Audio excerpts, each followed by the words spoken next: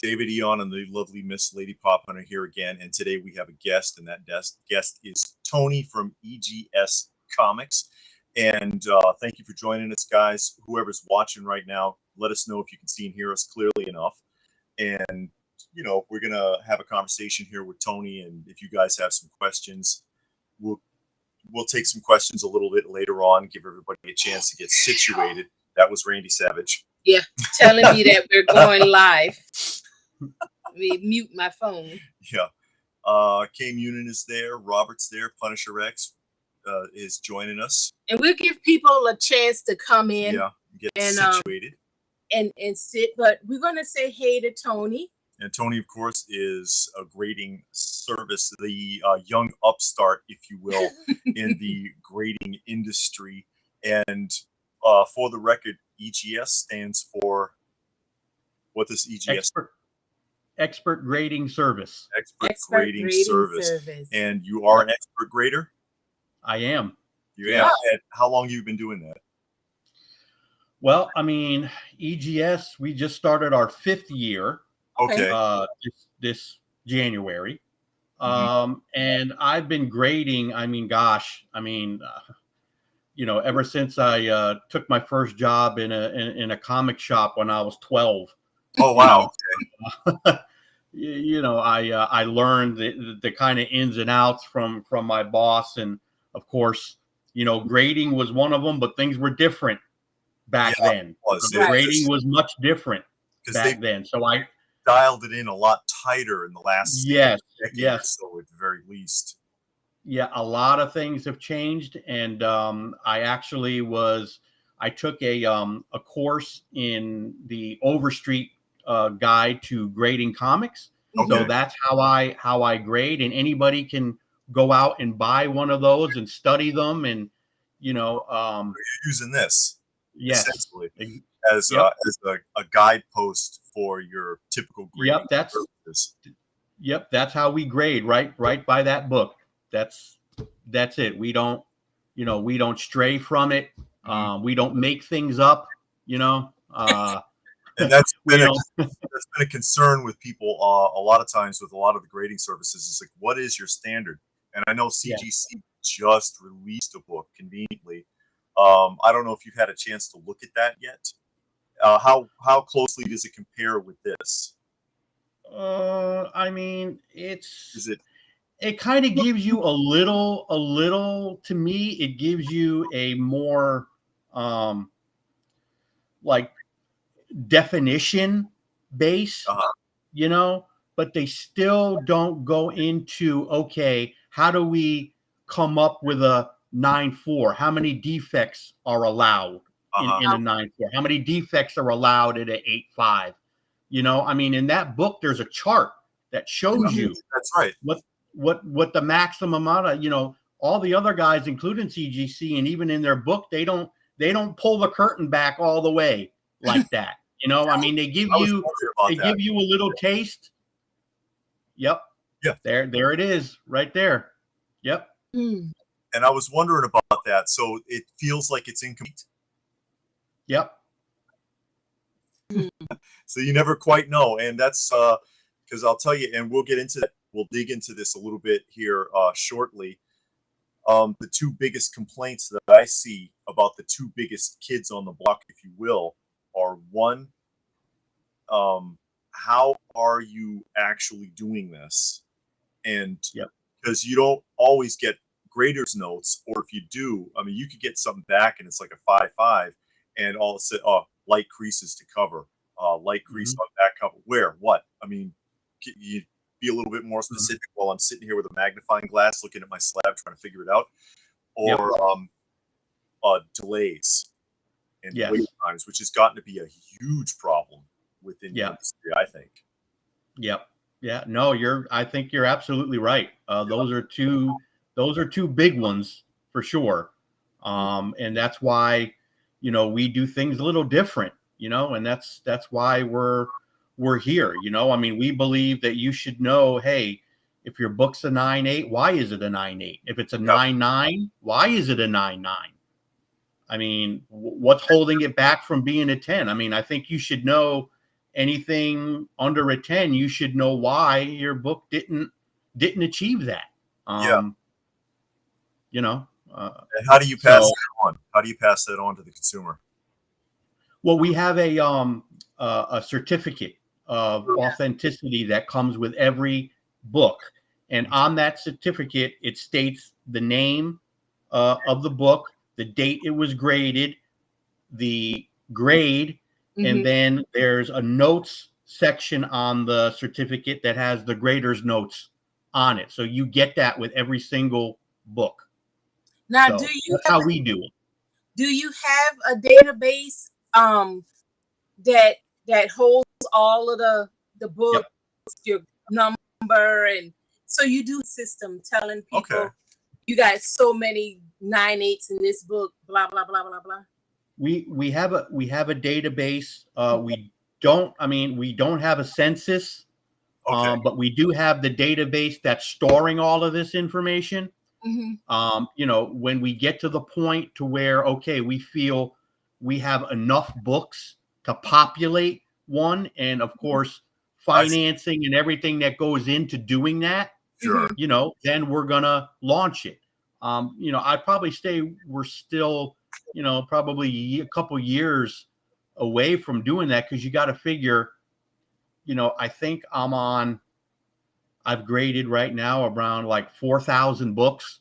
You know, I mean, so compared to the other guys, I mean, that's just a drop in the bucket, right? Right. I mean, so, you know, I mean, maybe when we get to, you know, 100,000 or 80,000 or, you know, 50,000, maybe when we get to that, you know, number of books that are in our system, you know, in our database, then, you know, maybe we can look into start doing that. But, you know, it is what it is, right? I mean, so, but we do want to have one. I mean, our plans are to have one when we, you know, when we reach that, for sure. Yeah, because that is pretty helpful. And I noticed that almost everybody basically just uses CGC's census because they've got more books graded than basically anybody. Oh, but by far. At the same time, you look at that census, and then you have to, okay, well, how many did CBCS do? How many did PGX do? You know, how many other books are graded from other companies, and you're not sure. And there's there's a couple international companies as well that you can't really access so easily. Right, correct. Now, I know you said you give out the certificate, but can a person go into their account and see their books? You know what I'm saying? Like, like to track them. You mean like to kind of see where they're at in the process? We don't have that yet in our system. Basically, what we do is, you know, once we receive the books, we email you saying we've got your books and we're going to send you an invoice for them. And we send the invoice. Once it's paid, you know, in that email, it'll state what the turnaround time is. And, you know, once it's paid, then it starts the process.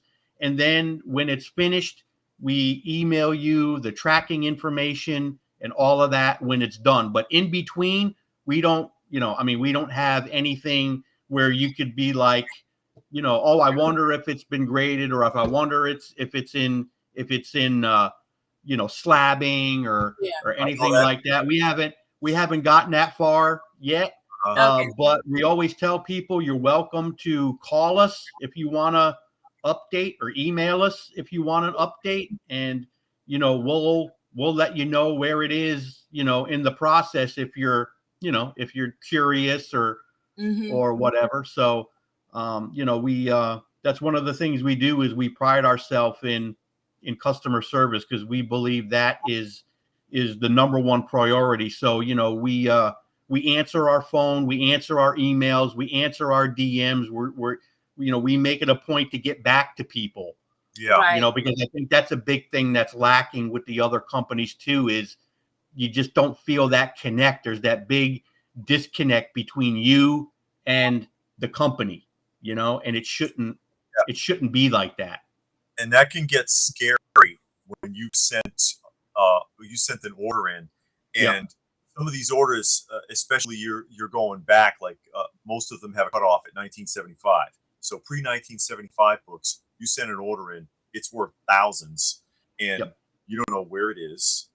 It's unless you did an express store, an express tier rather, you're waiting months.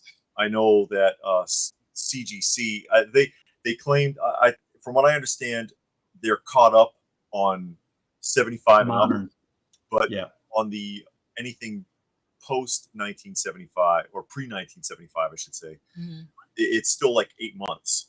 And I just got one. I did an unboxing yesterday because I seen it. Yeah, it was. They received it. They acknowledged it received on July 1st of 2022, and I just got it yesterday. And I'm like, you know, all that time, it's like, where is this? Where is my box? Is it okay? What's going on? You know, for the life of me, I don't know why they do that. I mean, why are moderns taking 2 months, but a silver taking 8? What's the difference? What's the difference? Because you know, I don't like, we don't. You know, I mean, we don't do that. It's like, you know, we don't say, hey, you know, our moderns are a certain times and our silver and gold. No, everything is grouped into one. It's, you know, modern, silver, and gold. This is the turnaround time, no matter what it is. I mean, if you want something faster, we have faster tiers, but it makes no sense to say, okay, a modern is 2 months and a silver is 8. Yeah. You know, I don't know. It was a difference of like, with like a month of publishing, you know. And to me, and I said it in the video, it feels to me like extortion. You're holding my books hostage. If I don't pay that express tier, you know, and I said it in the video, humorously, but there's some reality to it. Why should I pay this company a bonus to get my books when I should have received it anyways? You know, I'm going to pay extra, however much it is per book, so that I can turn it around. But they know that people get nervous about the older the book is. They don't know what the climate is. They don't know what's going on. Is it in a climate controlled? I don't know. It scares people, and they're like, "Oh, maybe I should just get that express tier." And it's to me, I'm not making accusations, but it feels like there's a lot of room for being shady there, and that disturbs me. Well, yeah, I mean, you know, not trying to put you on the spot, but no, I mean, it's just, look, it's just one of those things that it's a preference to people. You know, it's just an option. You don't have to, right? I mean, it's, you know, I mean, but I do believe that, you know, it seems to me like the way they're working it, you know, the turnaround times are getting so long, right? That people are having like no choice but to get a faster service because it's taking so long. So, you know, is that on purpose?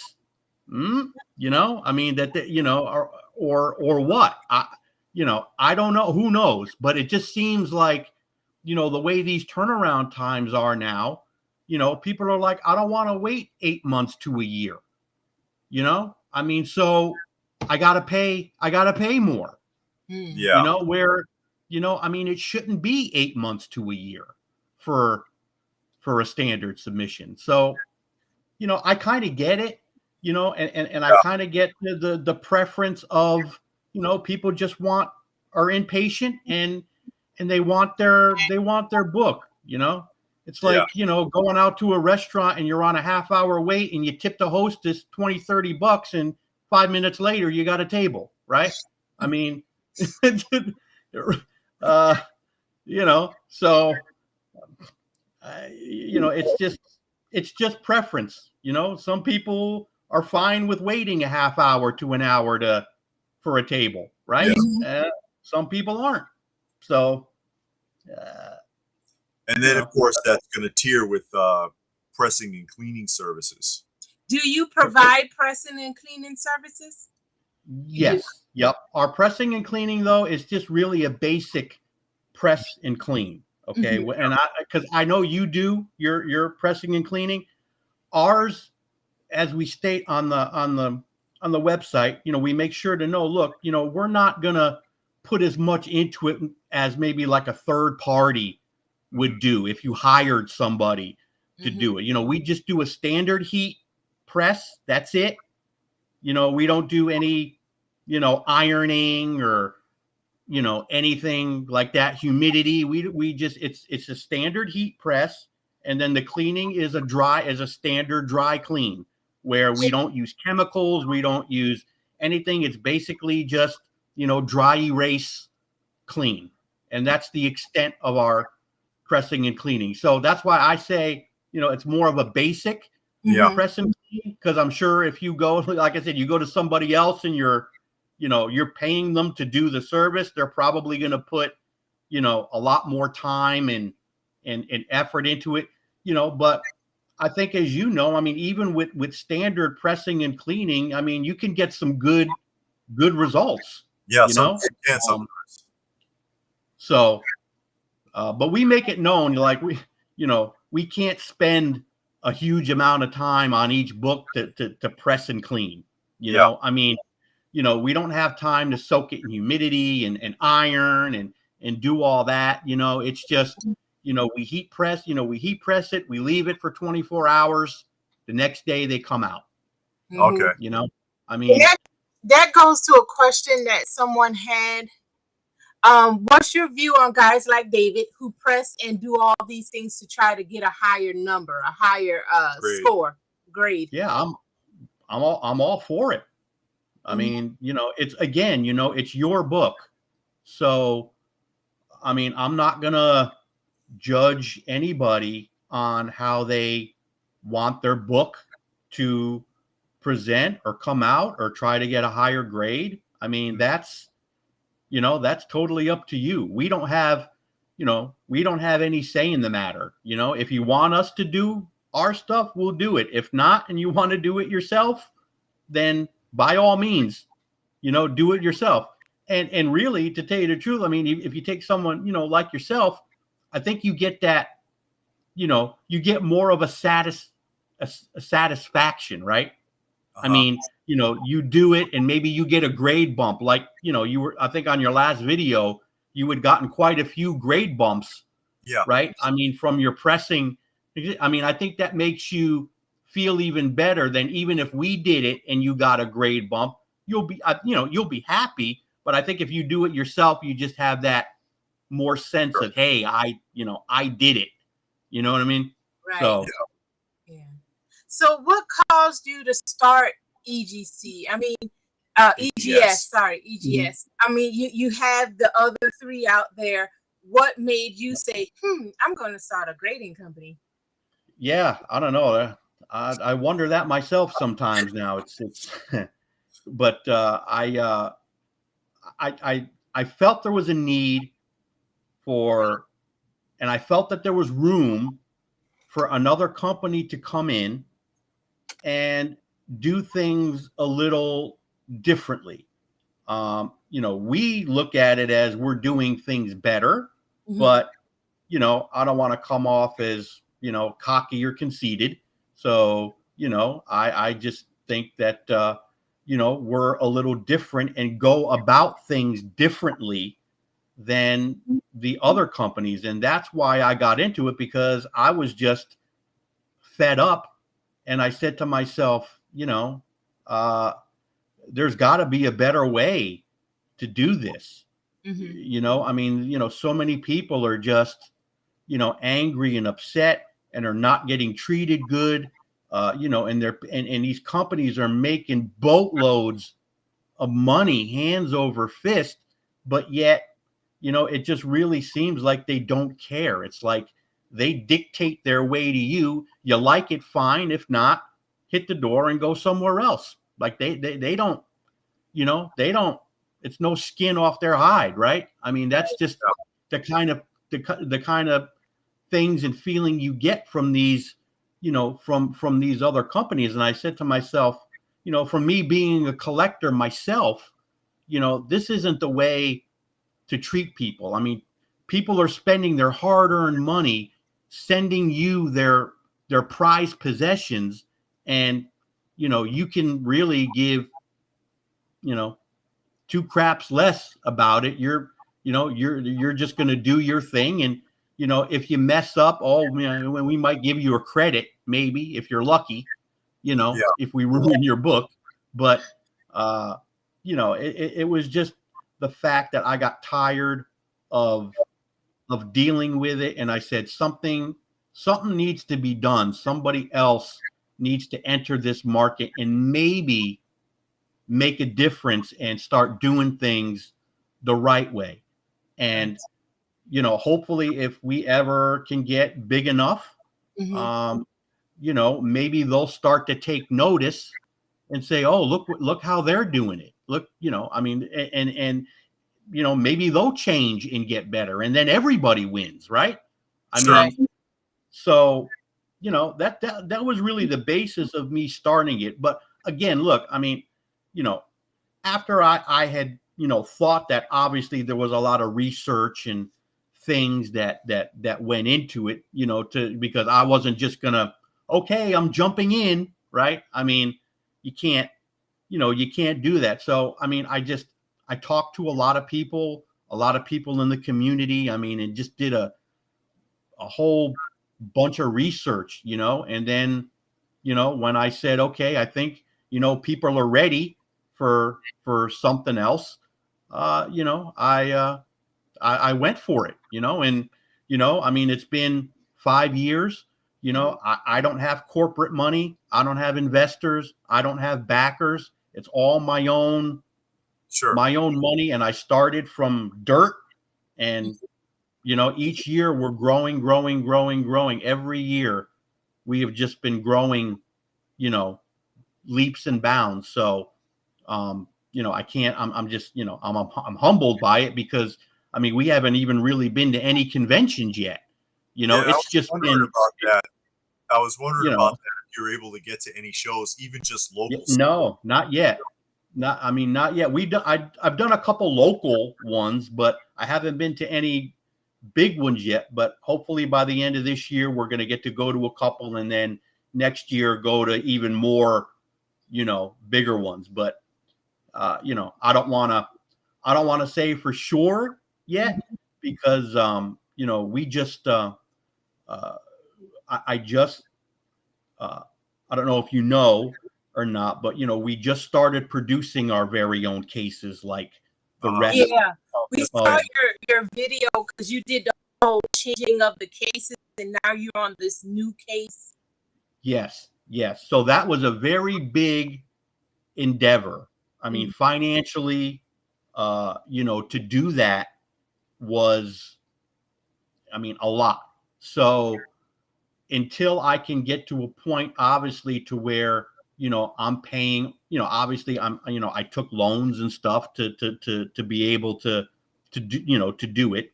So now that it's there and it's done, now I'm paying it off, and hopefully that'll be out of the way here, sooner than later. And then once those are done, now I'm really going to be able to start getting that profit, to I could say, okay, we're going to Chicago. Okay, we're going to New York. Okay, we're going here. We'll have the funds and everything, because, that stuff ain't cheap. Yeah. Airfare, hotels. Yeah. All, show expenses on the big shows have gotten outrageous in the last few years too.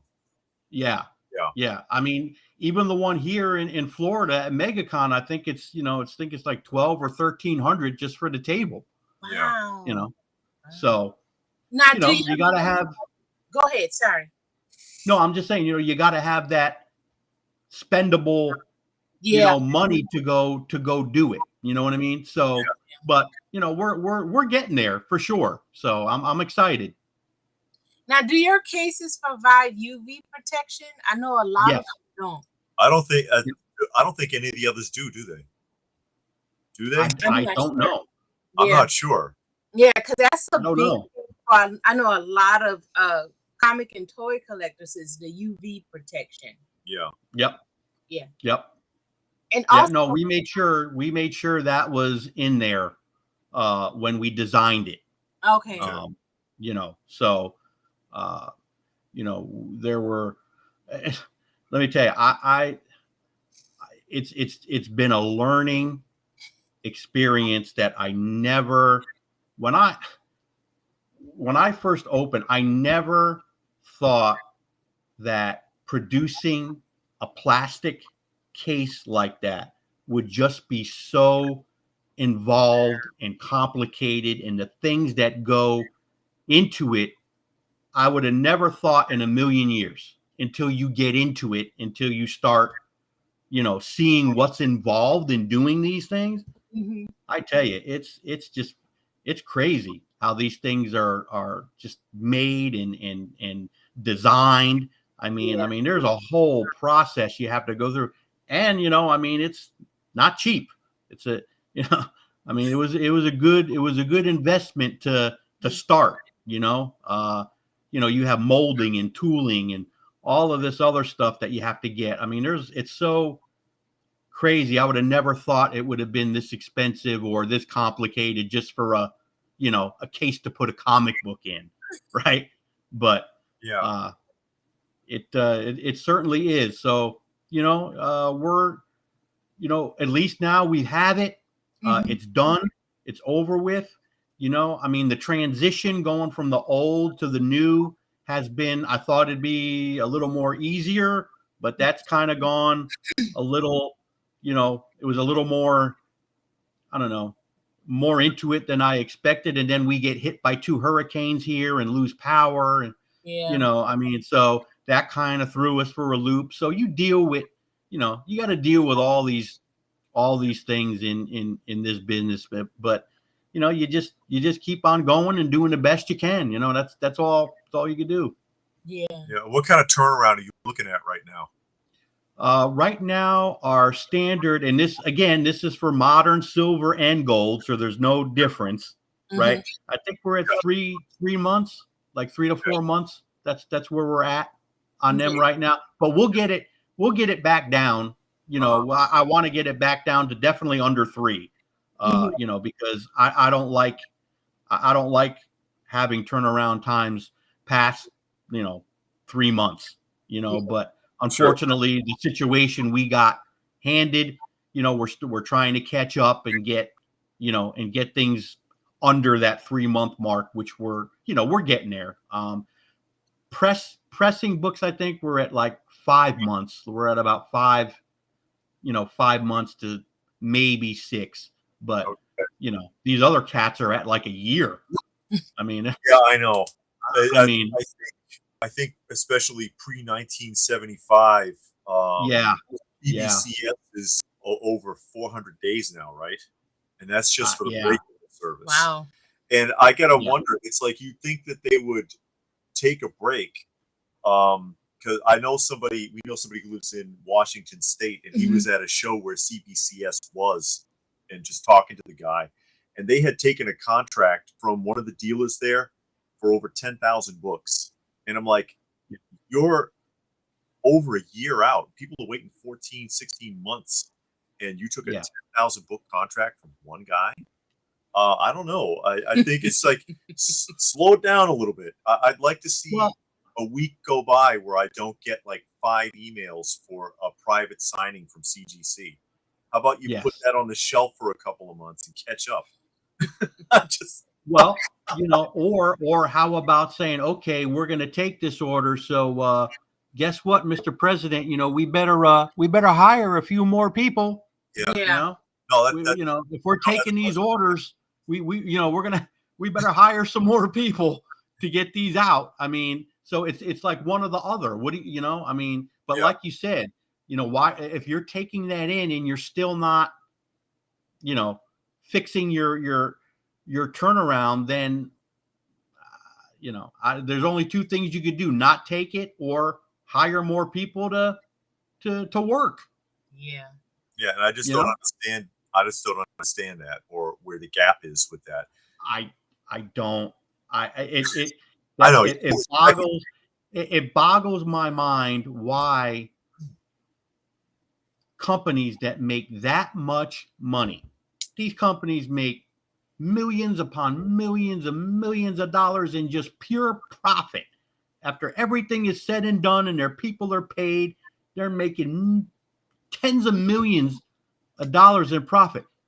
But yet you can't hire an admin assistant to answer the phone all day, every day. You can't pay that salary. You can't hire more people. I mean, it boggles my mind, the greed. The money is coming over.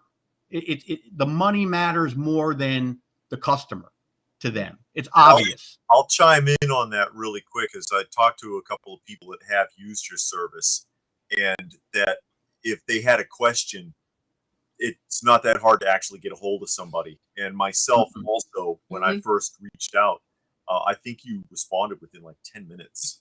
So that's pretty quick. But if I have a question actually, I had a question for CGC.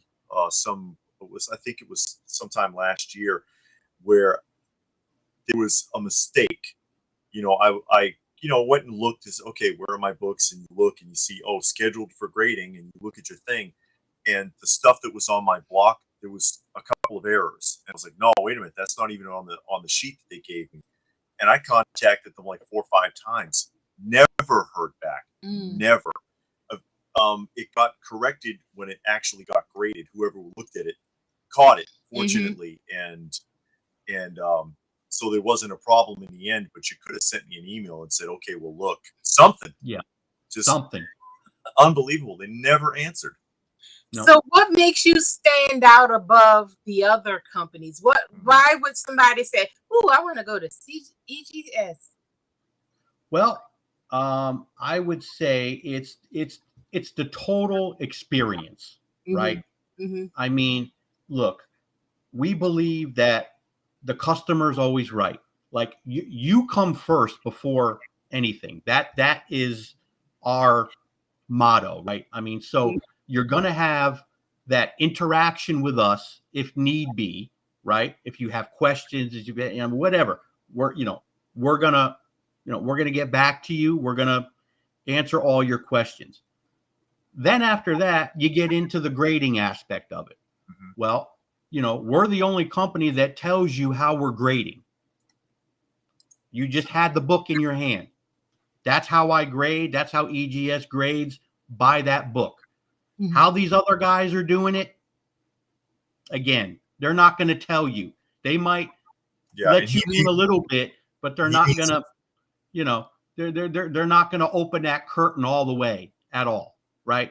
So you have the transparency in grading, okay, where you could go out and buy that book, and with the grader's notes that we provide, we tell you what we saw, and you could probably understand how you got that grade, because if you understand that book, you're going to have a better understanding of why your book got that grade, right? So you have the transparency in grading, you have the customer service, right? After that, we have, I think, which is one of our biggest things that people know from us, are our custom labels and our colored labels. So we believe, unlike the other company, that, a certain color doesn't have to mean a certain thing, right? I mean, a blue label is a universal or certified, right? It's on the label, it's on our sticker. So why does it have to be blue? Why couldn't it be black? Why couldn't it be green? Why couldn't it be red if you want? I mean, so we believe that, you should have the choice of saying, hey, you know what? I just want a standard label. I don't need anything. Or you can get one of our colored labels, or you could go further and get a customized label. But again, that's totally up to you. But we felt that right there was something that people would really take to, because it's your book and it should look the way you want. I mean, it's getting graded, right? I mean, it doesn't matter what label is on that book, it's getting graded. So you know it's graded and it's a certified grade. It's right there on the label. So why does it always have to be blue? It shouldn't. It could be anything. And I think it gives you that, you know, just that option of saying, hey, I want my book to look like this. You know, if it's got a red cover on it, well, why can't, you know, I want a red label to match the cover. Yeah, it ties in aesthetically a lot better. Yeah. Yes. And it really, you know, I mean, it brings out the art in the book. So we have something for everybody. If you like the art on a book and you want the label to complement that art, and it's, you know, your book is still graded and certified, then you can. Or if you don't and you don't care and you just want the free standard blue or yellow for signature, that's free. You can do that. But at least we're giving you that option to where the other companies don't. I mean, I know CGC has their character, you know, they have those character, I'll tell you, labels, but they don't change the color. You know, it's always going to be blue. So, you know, I don't know. And I don't mean to cut you off, but those labels that CGC does, I don't like those. I don't like their custom labels. I think they're tacky and they're too generic. And probably oh God, what is his name? They've got the one for that artist. He just passed away, and it is like the ugliest label I've ever seen. You know the one I'm talking about? I'm trying to think. Is it Neil Adams or George Perez or? Yeah, it's George Perez, and it's got like. Is it George Perez? And I'm like, that looks terrible. Why would you do that? I don't care for those, but your labels kind of intrigue me there. I like the way that it helps to frame it up. But I'd rather just have a blue label instead of paying an extra $5 for just a generic image. Right. Now by the way, what is the cost of the label upgrade? Okay, so a label upgrade is if you just want a specific color, right? We have all different kinds of combinations and gradients and solids and this and that. So if you're just wanting a colored, then it's $5. If you want graphics on it, which is a custom, if we're customizing it, then it's $10. Okay. Extra. So that's how we work it. It have a template of the graphics on the computer on the website, and on the we have all our templates and stuff there. I mean, you know, I just happen to have this one here. I don't know if I can get it to come on the. No. Oh no, he's gone. Yeah, I didn't think so. We can see the ones in the background there. Yeah. It's the camera is it's not picking it up, but like, you know, this is just a kind of like a standard colored label, but the ones in the back, I mean, they're old. Those are old. Like I said, I just had to you know, get a background real quick, and this is one of the old ones that I used to have, so I just used it. So but our labels are, I mean, this is like garbage to us to us now, to tell you the truth. I mean, but I mean, as you can see, like if you look at the Lady Death and the Spider Gwen there, I mean, you know, you could just see, I mean, those are just colored labels, no graphics, you know, no anything, but look how it makes those books just, you know, stand out, you know, and I get it. You know, we get it all the time from people who like to hang their books on the wall or whatever. You know, they're like, you know, I have so many CGC books and CBCS, and then, you know, I have one or two of yours, and everybody that comes in and looks at the books, they gravitate right to yours. You know, I mean, you know, just because of the label just makes it, you know, pop, you know, just pop out. And I mean, so, you know, but you know, that's something that we, you know, definitely wanted to give the customers the option to do, because I felt, you know, as someone who collects, but I also love the art, you know, in the books, that I felt that, you know, the art needed to be represented as well, you know, as the other thing. So, you know, I mean, you have that option too. You know, so, you know, so between that and everything else that I've stated, you know, our case is, you know, again, so I can't show the case isn't coming through on the camera, but I mean, our new cases are fantastic. You know, we really designed them and put a lot of time and effort into them. So, you know, our case to me is just as good as anybody's out there. So, you know, to me, I just think our biggest hurdle as a grading company, there's a couple things. It just seems like because we're the new kids on the block, right? It just seems to me like you have CGC, you have CBCS, and then everybody else is kind of like in this gray area together. Yeah. Like there's CGC, CBCS, and everybody else. We're all like grouped together. Us, PGX, Halo, you know, like you said, I think there's a Midwest Comic Grading or something like that, and then there's European. But it just seems like, you know, we're all like grouped together, you know. So until, you know, maybe me or somebody else can start, you know, getting up there and you know, competing with these two other guys, you know, then I think things are gonna change. So the main reason I think for that is just, you know, we all know, I mean, I think PGX has had its, you know, it's well documented that they've had their issues, but I think, you know, as far as I can see, I think they've gotten their stuff back together. I haven't heard of any, you know, any scandals or anything like that in how long. The sad part about that, though, is the stigma sticks. Because, you know, even to this day, I mean, I've had people, even on the channel, get mad at me for showing a PGX slab.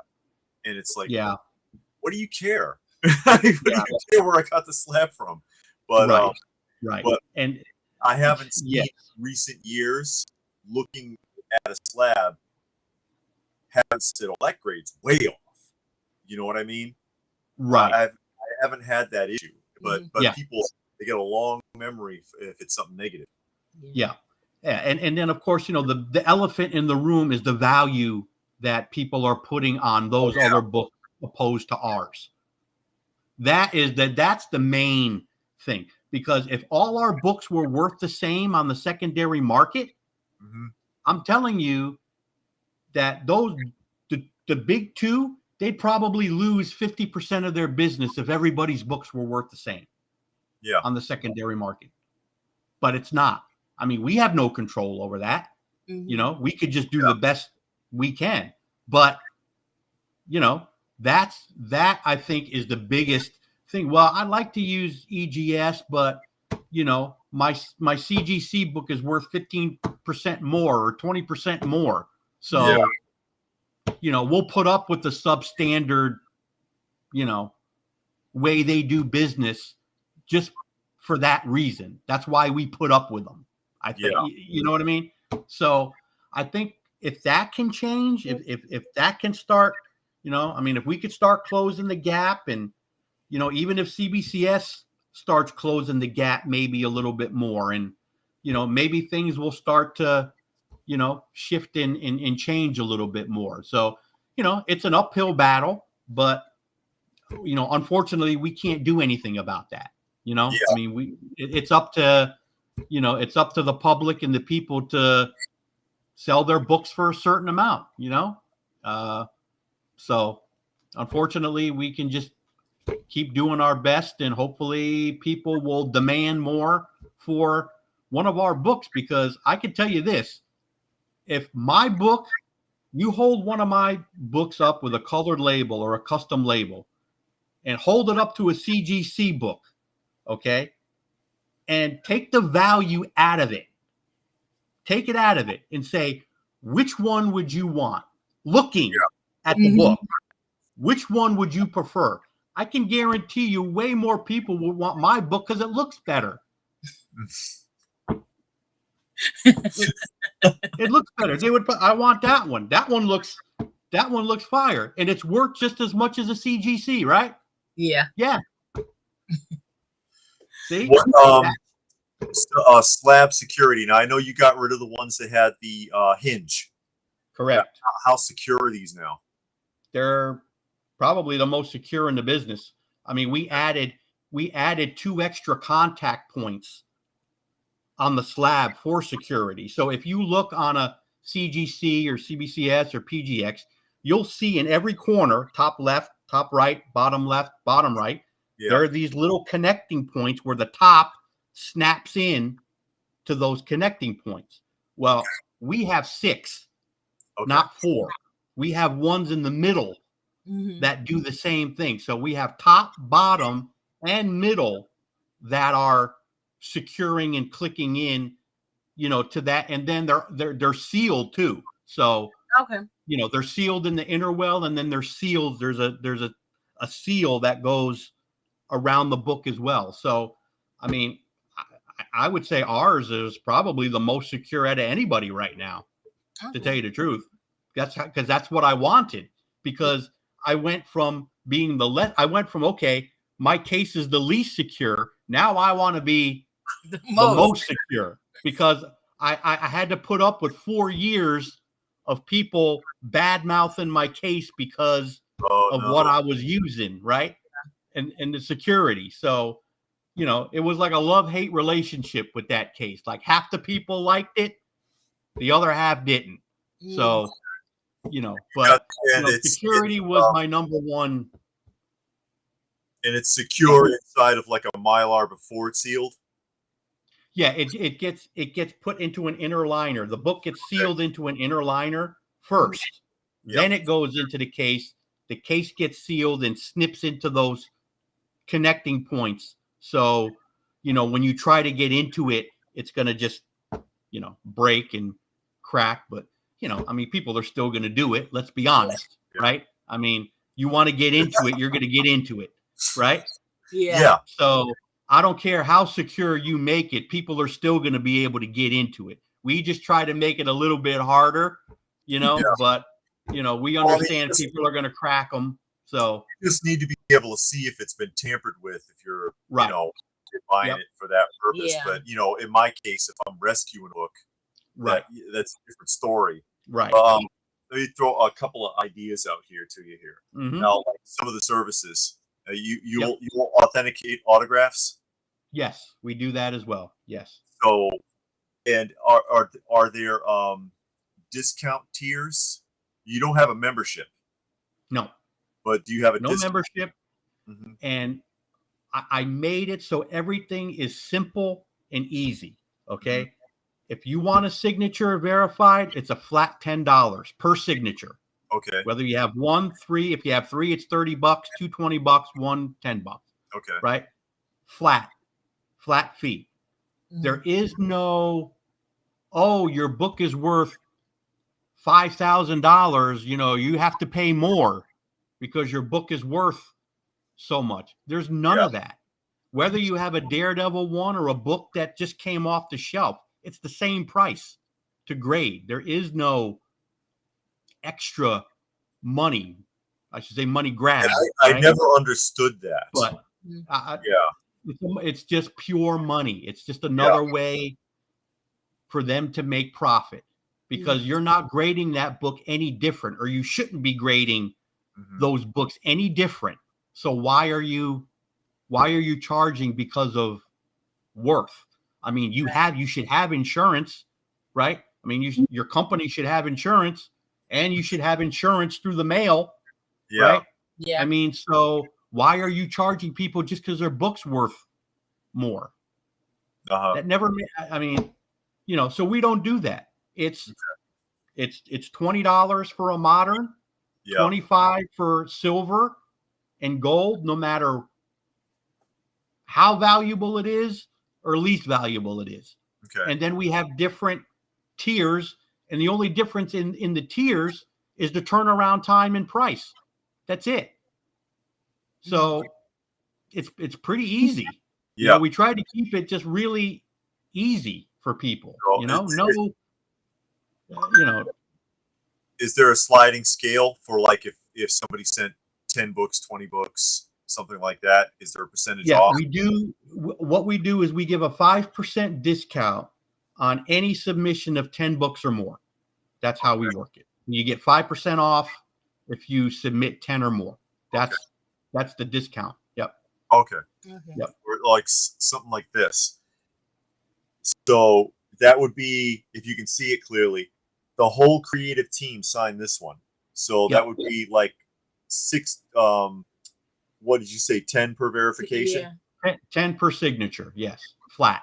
So 20 for the grade. Yes. And then 60 for the signatures. Signatures. Yes. Correct. Okay. Yep. And then if we did something like this, I don't know how your database works, or verification. Like if I had this one, this got 3 signatures. Yep. Verified. Do I send this certificate, or do I hold it? Okay. That is an option for you. You can send it to us, but we're still going to verify the signatures our way. Okay. Just because you send that certificate doesn't mean, oh yeah, okay, they signed it. Okay. Right? No. We're still going to verify, but if you want to send it to us, you can, and we'll send it back. Okay. You know, with the book. Am I going to get it back? Because stuff. Yes. Yes. And, you'll get it back. But again, you don't need to send it, but if you want to, you can. And if it's a signature, like if you have, I don't know, like all of those signatures that were on that book you said were from your creative team or something like that, right? This is like everybody who worked on the book signed this one. Okay, so there's probably a good chance that they're not going to be in our database. I don't know for sure until I can see who they are. But if they're not, then what we would do is we have a form that they would have, that we would email you or email them, that they would have to fill out for us to verify if it's, so like a lot of brand new artists or that are coming out. I mean, it takes a little bit to get into our database. So I mean, a lot of the new people who are doing these things, they might not be in our database, but like I said, there's a way around that. We can just send them our form, they fill it out, and we'll verify it. So okay. And then I don't know what if, like this one, for example. This one is an edition of 25 copies. So are you able to verify that without the certificate? Or should I send, or would I have to send this? If it's one of 25, we should be able to verify it. I mean, it should be on one of the, it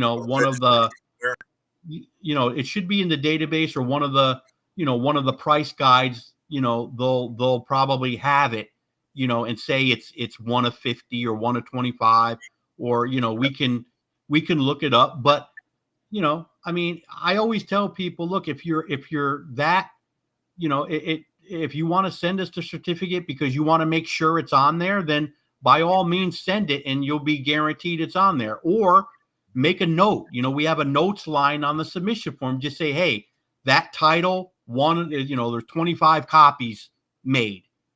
Then for sure we're going to see that, right? Okay. So, it's really up to you. So. Okay. No, I just wanted to see, because again, because there's an issue I know with some of the other operations where if you were to send a certificate in, you'll never see it again. But it'd be nice to have. Right. It came with the book. I'd like to get it. Yeah. So basically, it'll come back with our certificate. So you'll have 2 certificates, one from us and then yours that you sent. Okay. You know? So and it's separate from the book. It's not attached to the book. Correct. It's in the bag. Yeah. You know? So the slab goes in the bag, and then the certificates go in the back in the bag. So. Okay. Yep. And shipping services. Yes. How does your shipping services work? Pretty standard. We have, when you fill out the form, the shipping is already calculated out. Usually it's USPS, but I do use FedEx too on certain things. It just depends on where I can get the better, who has the better time and money. You know what I mean? Mm-hmm. Between the two. I mean, I'll use UPS too every once in a great while, but not that often. It's usually USPS and FedEx. But the form does calculate your shipping. So, when you're filling out the form at the bottom, it'll have what the shipping is going to be. And then how we work it is we also have on the form, if you want to put the fair market value of the book, if you want return shipping insurance on your books, then you would fill out the FMV part and put what the fair market value, and then the form based on that is going to give you at the end a certain number for FMV, and it'll say insurance, and it'll add all, it'll give you a figure of, okay, to insure your books for this value, it's going to be $10. So it'll have, 3 columns, for, when you're done, for shipping, for insurance, grand total. See what I mean? So the form does everything for you. But again, you don't have to. You could just leave it 0. And I think most of the services come with $100 worth of insurance. But if you want more than that, then you would fill out the FMV, and we would put the extra insurance going back to you. That's how we do it. Okay. Okay. What's the what genre are you seeing the most of as far as submissions? Genre, like you mean between modern and silver? Yeah, 2000s, copper, silver, bronze. What do you think you're seeing the most of? I would definitely say modern, copper and modern. Mm-hmm. I think we do get more of those than, silver, golden age. But, again, that could change, in a heartbeat. You never know. But I would probably say copper and modern are we get those the most than bronze or gold and silver. Yeah. And what I was curious about is you do the basic pressing and cleaning. Yep. What types of books do you think you I don't know I know you don't get too in depth with it, but maybe on a personal level you might do more if it's your own books. But what era of books do you have the most trouble with working with? Well, first of all, I don't do the pressing and cleaning. I have somebody here that does that. I don't get into it. But I know for a fact, because it's happened a few times where we've happened to rebuy some books for people. Notice I said we rebought the books. We didn't give them credit. We rebought them. Okay. I would probably say the modern books that have that certain kind of paper on them, like I want to say like what's the name of it? Some of those Jamie Tyndall, Miss Meow maybe books or so. You know, there's a couple really newer books that use this paper, and it just, you can't. You know, I don't think we even, if it has that kind of paper, I don't think we even use heat anymore. Yeah, I had we just use a cold press because the paper will just. I was curious because I've had some experience with that. In the modern books, they use the same type of paper that they use in magazines, it seems. And if you apply heat, too much heat to it, they'll stick. It'll turn into a brick. Oh yeah, yeah, yeah. So we've had a couple of those that, you know, we've had to replenish for people, and hey, we made, you know, it's on us. You know, we made the mistake, so, you know, we're gonna get you the book. I mean, that's the right thing to do, right? Yeah. So, but other than that, everything is really, you know, obviously, I think, as you know, I want to say, like, the Silver Age, and, you know, even, you know, Copper Age and Bronze Age, you know, the paper on that, it'll, I think you get the best results, and you really don't have to worry about pages sticking together or things like that. They're much more durable, right? I mean, you know, it's rare that there's an issue, and usually something will have happened to it, like it might have had water damage or something, and the paper's kind of wonky. But otherwise, I've had, you know, it seems like the older the book, the less trouble it is sometimes.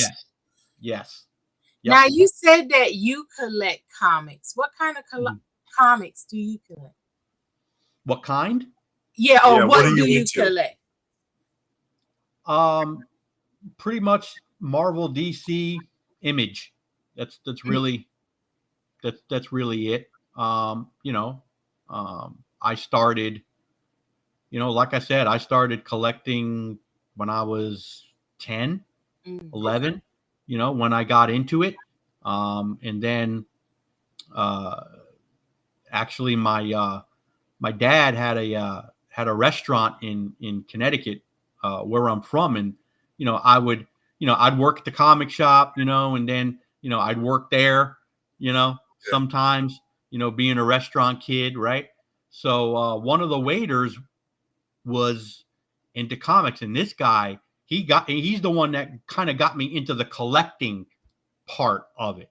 And I mean, back then, he showed me, like, you know, I mean, his books, and we're talking, you know, back in 80, you know, Hulk 181, Spider-Man 1, FF 1, Daredevil 1. He's got, I mean, X-Men 1. He had, I mean, his collection was just crazy. And then he was telling me, like, how much they were worth and this and that. And, you know, that's when I kind of started, you know, also just not reading, but, you know, collecting. And then, you know, I went to work for the comic shop, and, you know, pretty much after that. So, yeah, so I've been collecting since then, but I mean, I've been on and off. You know, there were, you know, you go through certain periods of life where you just, you know, you just stop, you know, and then you pick it back up again. So, you know, I have definitely had a few gaps in collecting in my lifetime. You know, there's books that I've had to sell, you know, for, you know, emergencies or whatever came up, you know, I mean, that, you know, I probably will never be able to get them back, you know, who knows, but I mean, so, but, yeah, I've been doing it for a long time, you know, on and off for sure. You know, but mainly I collect, like I said, Marvel, DC, mostly them, and then some Image, but, yeah. Okay. And you're located where? We're in Florida. Yes, right now. You're in Florida. Yep. Everybody's in Florida. I know. All of the comic gradings are in Florida. I know. Yeah, well, yeah, I think it's just CGC and myself now. I think CBCS, they moved out of Florida a while ago. They're in Texas. PGX is in Oregon, but you're right. I think they do have like a little sub section or something that they do, PGX East or something. They're in Florida. I guess they had PGX West, which was the original, and I think they have like PGX East, which is here in Florida. So I guess, but I think they only do moderns. I think PGX East only does moderns. They don't do silver and gold. So, okay. But yeah, so I guess there's technically 3 of us here. Yeah. So when people make a submission and it's in holding, where is it being kept?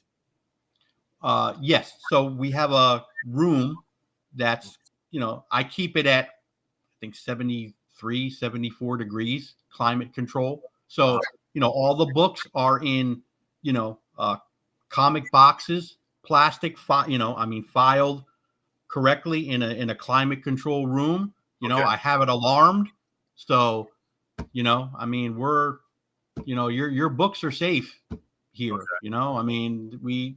We make sure, we make sure everything is on the up and up for sure, because we don't, again, we don't like mistakes, right? Sure. So, we got to make sure everything is done, correctly and handled correctly, So, look at have you seen some of the horror stories with these people sending these books to CGC for these signings, and they're coming back all bent, the corners are coming back like destroyed, like they dropped them or something, and they just went right with it and sent it back. One guy had his book upside down. It was upside down, backwards. Yeah. And what I thought was really funny is the one guy, he got his books back with the wrong signatures. Yeah. He's like, I forget who was supposed to sign it. And he's like, who the hell is this? Yeah. So that's what I mean. It's like, you hear things like that and you're like, well, how are they handling these books? That's just for the signing. Well, what else is going on there? Yeah. Right. That should be a very controlled situation if you're scheduling a signing outside of just the regular work that they do. Yep. I don't know how you can mix that up. Well, obviously they've dropped quite a few, because if you notice, like when people are doing videos about it, it's all on the same corner. So, obviously they were probably slid off or dropped, and they all just fell and damaged the same corner. But they're not going to tell you that. They're just gonna do the books and send them out, and I guess you can send them back. What are they going to do? They can't fix it. Yeah. So they'll probably give you a credit maybe if you make a big enough stink. And there was that one guy, comic shop, that was complaining about CBCS and the availability of his books. Oh yeah. Last year. And he only outed them because he had been in negotiations with them for months and still had no resolution. And he was like, all right, you know what? I'm just going to put it on blast now because I'm pissed. And it's like, golly. Yeah, and it's a shame to me, like how many things these companies could avoid if they just talk to people. If they just communicate with people. Right? But this is what happens when you don't. Then they put you on blast, right? So eventually it's going to come around. I think so. Yeah. I think so. But who knows? CGC, I think, is the big elephant in the room, and I think they know they've got a pretty big stranglehold on things, and maybe they just look at it as, we don't need to improve. They think everything they're doing is perfectly fine. Their numbers and their profit margins are okay. So they're not going to change anything. Yeah. So, well, that's what they used to call the 800-pound gorilla syndrome. Yes. Like Walmart is considered an 800-pound gorilla company because you really can't tell them anything. They're Walmart. What are you going to do? Yep. And it's kind of like that sort of a scenario, I think. Yes. You're right. And I'll tell you, we are going to try you out. We have awesome. We have some stuff that we're going to send in, and when we get it back, we'll do an unboxing video. Great. Check it out and see how that looks. And of course, if anybody who's watching is curious, I invite you to try it out. Just one book. Yeah. Send in a book and just see how you feel. See how That's you feel right. about it. Go through the whole experience. You know, go through the whole experience, and you make up your own mind. You know, so hopefully, you know, we'll do some. You know, maybe we'll do a different. You know, send us in some books, and we'll do, you know, some different variety. We'll make one colored and one regular, and, you know, maybe do a custom one or something, just to kind of, you know, show the difference. Yeah. Yep. To anybody, if y'all got questions, start throwing your questions out there so we can start asking Tony some questions. If we haven't already answered it. I know. We've run over a lot of things there, but yeah, I had a few things. I was like, you know, I'll pull a few things out and we'll send it and see how it looks and do an unboxing video and present it to everybody. Yeah. Good. That's great. I'd love it. That would be great. Hey, the more, again, you know, the more exposure we get, sure, the better. I mean, because that's really our only way we're gonna grow is through word of mouth and through, you know, social media and unboxings. And the more people know we're here and see we're here, you know, I mean, the more we're going to just, you know, keep, you know, growing and growing, because, you know, I tell you, you know, I mean, the majority of the people, once they try us, they come back, you know. Now, I don't know, you know, who knows? They could be sending the majority of their books to CGC or somewhere else, but they're still giving us, you know, repeat business, or maybe they're just using us. Who knows? You know, but like I said, you have to go through the whole experience, the whole service, because that's really what it's all about. You know, I wish people put the value on service. Yeah. You know, first, you know, whoever has the best service, their book should be worth the most. That's how I feel it should be, you know? So now, I know you say you've been out for about 5 years now. Yep. So in that time, where have you seen the market go as far as comic books? Have you seen an uptick? I mean, I know you got your company, but have you seen an uptick or a downtick in the comic market? I mean, I think we had our, you know, I mean, we had our COVID boom. You know, I think, you know, we had that spike, you know, and that lasted, you know, for a little bit.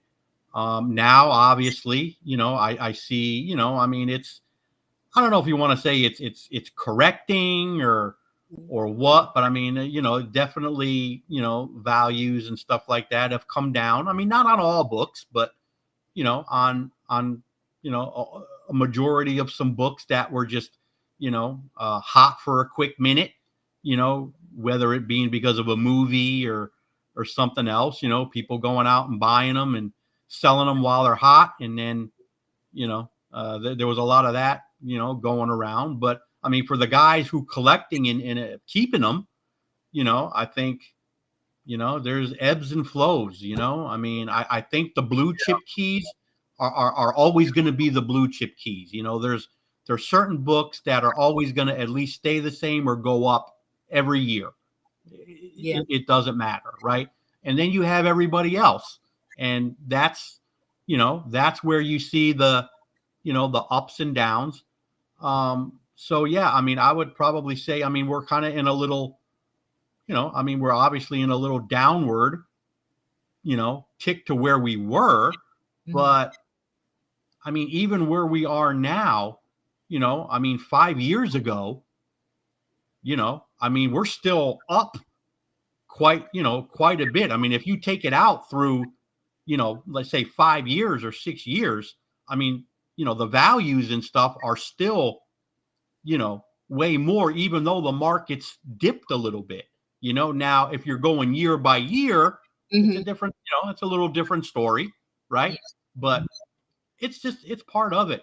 You know, I've been, you know, I think, like, you know, you probably know, you've seen it happen, you know. It just, it's sometimes it's just an ebb and flow, up, down, up, down, up, down, You know? Yeah, it's like a roller coaster. It's like the stock market. You know, it's you're going to have your and people. I think a lot of people don't realize that, and you see a lot of the YouTube channels or so-called influencers, and they act like it's the sky's falling, but it you know, just for views, I guess. But it does that, and it's going to go up and down. And I think in some regards, spec can hurt that, because you have people will spec on something because some show's going to come out and it'll blow things up for a minute. But guess what? It's going to fall right back to where it started by the time the whatever show is over or whatever has happened. Yep. Yeah, it's like kind of catching that little lightning in a bottle. Yeah. Right. That's what they're trying to do. There's that certain time to where they can, you know, sell it up until a certain point, and then once it reaches that point, then it starts, you know, going down. So you have that little window to try to, you know, flip and make that money on that movie spec or whatever, you know, because, you know, after that, like you said, it's just gonna wind up going back to where it was when, or if Marvel really ruins it, to below where it was. But I've seen some of that recently, but that's why I tell people to try to stay away from that. You know, the hotter the book is, the more you need to back up from fire. Yes, you back up from fire. You don't reach in. Right. You get burned. Just give it a minute. And actually, it was a discussion I was thinking about having sometime in the near future here. It's like top 10 books that they've been specking on forever that haven't gone anywhere. Yeah, because there's a handful of them out there that they're always telling you go to the shows and the deal. Oh yeah, this one is sure. I'm not worried about it. But you know what? The good thing about it is, even with like, okay, you know, obviously the markets dip down, you know, a little bit, but guess what? I mean, from what I'm seeing and from what I'm hearing, it's not hurting the attendance at conventions. No, these conventions are bringing them in hand over fist. People are still going and buying and doing all that. So, you know, I mean, you get these people saying the sky's falling, but I just don't think they get it, or they just haven't been around long enough to know what's going on. But as long as you got people pumping into them conventions and you know, buying and selling, and as long as that's healthy, you got nothing to worry about. You know, you really don't. So a question we have: do you think your company will ever be able to or willing to grade manga books? And that's interesting, because I don't think anybody grades manga right now. It's an interesting I mean, well, as look, I mean, I don't know. I don't think I've ever seen one before. We're talking about like Magna. What's manga? Yeah, you know, the Japanese. The little the Japanese comics that look like a little square bound soft. Oh yeah, sure. I mean, you know, look, if you're okay with having this little tiny square book in a big slab, we'll do it. I mean, if you want, I mean, if it's a comic, we can grade it. Now, how it's going to look in the case, if you have a case for it, they're thick. They're pretty thick. They're like a paperback, like, you know, the old like pulp paperbacks, but they're comics, and they're actually outselling. They're outstripping American comics. Really? I think there's this one title. I forget the name of the title. They said that one title last month outsold all releases in the U.S. combined, and they're being imported to the United States. But it is a little comic book. But they're about this thick. It's a little thicker than this. But they're small. Yeah, they're smaller, but they're but they're a little thick. thicker. Yeah, they're thick. Yeah, that's not gonna fit. Nobody's doing it. And I'm like, but you know, we're grading VHS cassettes. We're grading video games and cassettes now. You know, like old school cassettes are being graded. And I'm like, it's got to be next. That and vinyl record. Well, we do offer raw grading. We do offer raw grading, which means, we grade the book and it's not encapsulated. Okay. That's interesting. I mean, so. And you still get a certificate and everything? Yep. So how much is that service? $10. Now, and I had a question about, since you said that, what if you want the book just encapsulated? No grading. You offer that? Yep, we get, what it is we have an art label. Okay. That's what we offer. So in where the grade goes, it'll say art. Okay. Yep. So, it doesn't get graded. There's no grade. If you want a colored label or custom label, again, for that, we can do that, or however you want it. But, the art label, we don't grade it. Okay. Yeah. We don't authenticate any signature on it. So if you tell us, hey, Stan Lee drew a picture here, Stan Lee did this, or, J. Scott Campbell did this, or my friend Bob Smith did the color and the art on the book. We'll put on there whoever you're saying did that artwork, but we make it clear it's not a verified signature. It's just what you were telling us to put on the label, we will put on the label. Now, if you want a signature verified, it has to be our signature series graded label. Do you see what I mean? Yes. Okay. Yeah, but that's we get a we do quite a few art labels. We do. People sending us blank sketch covers and stuff like that. They don't want them graded, but they just want them in a slab with a cool looking label. Sure. Yeah. Yeah, that makes sense. Are you able to do magazines? No, magazines will not fit. Okay, not magazines right now. Not yet. Maybe some years down the road we could look into it. We'd have to look into it and see, okay, is it going to be cost effective? Do we think it's going to be something to where, okay, because we're going to have to invest a lot of money to make a case that'll fit. Is it going to be, do we feel it's going to be worth it or not? There's a big genre for that, because that's how a lot of companies got around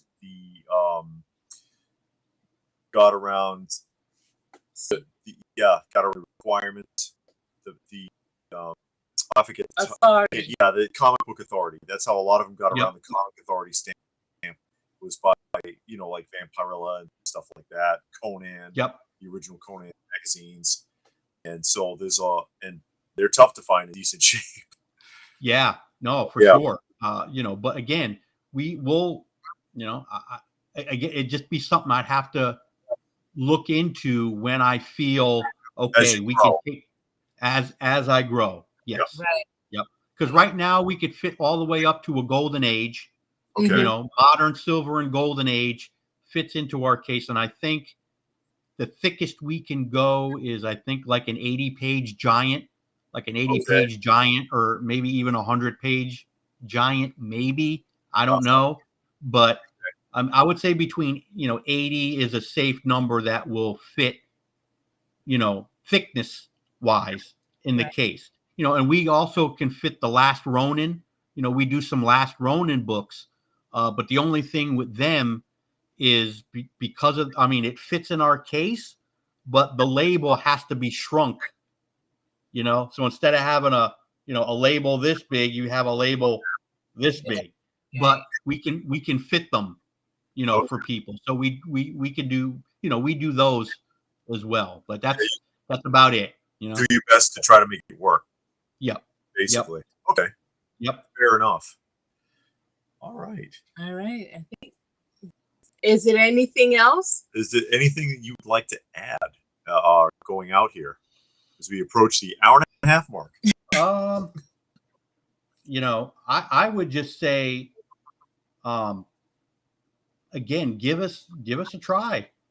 Sure. Yeah. I mean, maybe, some people here are seeing me for the first time and knew nothing about EGS, or maybe when this goes on the rerun, people will now say, oh, there's another grading company out there. Let's give them a try, but I would just say, look, the proof is always in the pudding. You don't know until you try something. Yeah. So try us out, go through the experience, Right. and then come to your own conclusions. And like I say, that's just how we grow. We grow by me appearing on shows like yours, people doing unboxings of ours. Stuff like that just goes a long way, because again, even though we've been here for 5 years, a lot of people don't even know we exist. Oh, there's another grading company out there. They just, a lot of people just know CGC, CBCS, and PGX. So, I would just say, give us a try. Even if you don't want to give us a try, and maybe you're not a graded comic book person, pass the word on to maybe somebody who is, and just say, hey, I just saw EGS on a video. Have you tried them? Or do you know that? That's all I can really say, because then once you try us, then it's up to us to earn your business. All we could ask for is you trying us out. The rest is on us. So, that's really it. All right. Oh, any shows or anything planned coming up this year, or you're not sure yet? I don't know. I know I have a local one in June. Okay. But as far as after that, I don't know. Again, it's just going to depend on where I'm at. Obviously financially, to make that decision. Will I be able to go to 2? Will I be able to go to 1? Will I be able to go to 3? I might not be able to go to any. I don't know, but I will tell you this: next year for sure, I'm going to be able to, hit, a few. So it's even just, if you do tri-state, and just get around locally. Yeah. Yep. Makes a lot of difference. Yeah, I mean, there's some big ones here in Florida. Yeah. Like I said, I mean, we have MegaCon. I think there's one in Tampa. That's a real big one. There's one down in Miami. That's a real big one. So, I mean, that's right in our own state. Right. So, obviously those are probably more obtainable, for us, I would say, because we don't have that travel, we don't have airline and, rent a car and, maybe we have to, get a hotel, but, that would really be it here in Florida. So, I would say, MegaCon definitely next year. Okay. For sure. Where are you going to be in June? We're going to be here. We have a smaller convention. It's a 1-day convention. It's called Space Coast Comic Con. Okay. We were there last year, so we're going to go back this year. We did pretty good, to tell you the truth. I mean, we got some submissions and stuff from people, but don't forget, we didn't have our new cases last year at that time either. So, this is going to be like our first time that we're going to set up, and people are going to see, the new case and be able to hold it and, touch it, feel it, so we're excited, but I'm hoping we do get to at least one more, by the end of the year, this year. So, but again, you can only do so much. Everything is in steps, I don't have a financial backer saying, oh yeah, go to New York, go to this, go here, here's the money, blah, blah, blah, blah, blah. I mean, I don't have that, but at the same time, I don't have to answer to anybody or a boardroom either. Right. That's true. That's true. That's the main part. I get to, I get to see and make the decisions myself. I don't have to say, oh, well, I got my partner, I got shareholders, I got, board members. Now everything's got to get run through them. Nah, I mean, I'd just rather take the time and do it myself and just keep going and building. Right. Yeah. So. All right. Yep. Okay. Well, we thank you for coming on and talking to us and sharing all of your information so other people can know. And of course, this will be out on your YouTube and Facebook and everything else, so people can see and hopefully try you out. Yeah, that's awesome. Thank you for having me. It's like I said, it's things like this that really help us to grow. So, I always say, anybody that wants my time, to talk about EGS or whatever, if you have a show or you have a YouTube channel or whatever, just, get in touch with me and I'll be happy to come on and talk just like I did, tonight. So yeah, which you can do right through Tony's website, the EGS website. Yes. Yep. And they can find you on, I know you got a Facebook page and an Instagram page. Yep.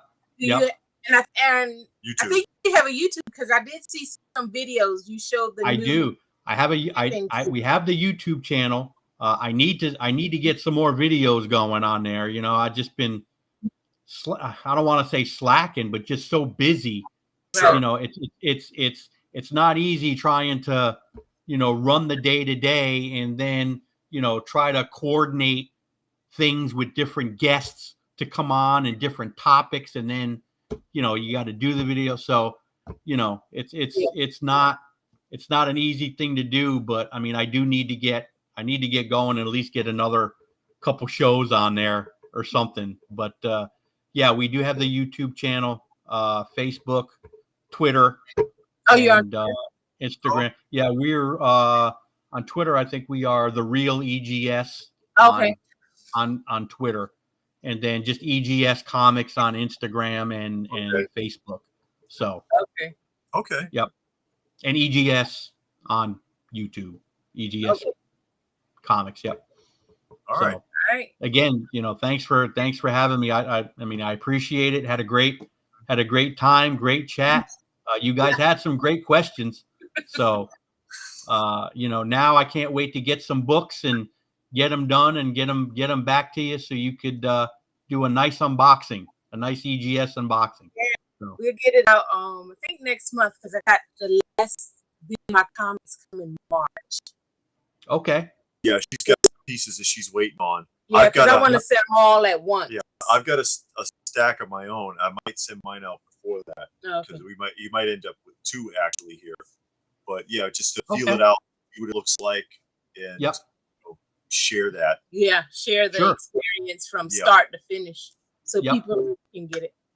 Yeah, that'd be awesome. That's really, I can't ask for anything more than that, because I'm telling you that probably out of everything else gets us more, gets us more people at least giving us a try, right? Because that's like I said, that's all we can ask is for people to give us a try. So when they see unboxings and people are showing off these, these labels and these books and stuff like that, our submissions pick up. More people are, hey, I saw you on this channel, I saw you on that channel, and they send us books, and that's how we're consistently growing every year. So, all right. All right. Well, thank you. We appreciate your time for coming on. My pleasure. All right.